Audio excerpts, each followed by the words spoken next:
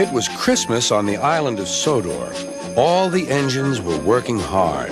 Thomas and Toby were busy carrying people and parcels up and down the branch line.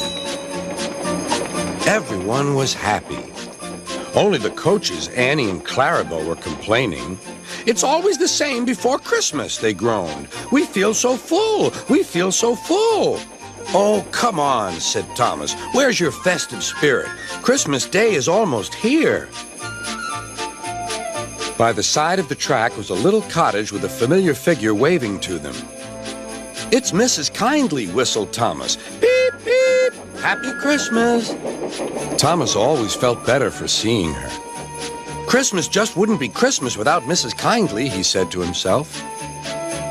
When work was over, Thomas went to see the other engines. All their coats had been polished.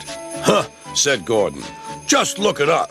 Your driver will have to work fast to get you as smart as us." "Never mind that," replied Thomas. "I've something important to say. Do you realize it's been a whole year since Mrs. Kindly saved us from a nasty accident? You remember when she was ill in bed and—" "Yes, of course," interrupted Edward. "You told us how she waved her red dressing gown out of her window to warn you about a landslide ahead." "And you and Toby gave her presents?" Percy joined in. "And Sir Topham Hatt sent her to the seaside to get better." "But," said the other engines, "the rest of us never thanked her properly." "Exactly," said Thomas. "So now I think we should all give her a special Christmas party." Everyone was getting very excited, and the drivers felt sure that Sir Topham Hatt would agree, as indeed he did. The engines were all busy making plans when silence fell. Sir Topham Hatt had bad news. "The weather's changed badly. Mrs. Kindly is snowed up. Toby says he'll help to rescue her. You must help too, Thomas. There's no party unless you do." Thomas hated snow, but he said bravely, "I'll try, sir. We must rescue her. We must." "There's a good engine. You and Toby will manage splendidly." Thomas charged the snowdrifts fiercely.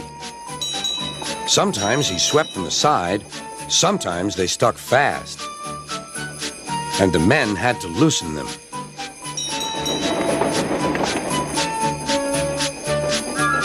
But at the cutting near the cottage, they could go no further. "Look at that!" exclaimed Thomas's fireman. "Beep, beep! Here we are!" An answering wave came from an upstairs window. Then they heard a familiar sound. "That's Terence, the tractor," said Thomas. "He's come to help too." Sure enough, Terence had a snowplow and was working hard to clear a patch to the railroad line and safety. At long last, the rescue was complete. Percy took the tired workmen home. Terence said goodbye to Mrs. Kindly and promised to take care of her cottage as he watched them all set off. The engines made good time. No more snow had fallen, but the yard was dark. There was no one to be seen. Thomas's heart sank. Suddenly, all the lights went on. What a marvelous sight awaited Mrs. Kindly. "Well done," said Sir Topham Hatt. "I'm really proud of you all."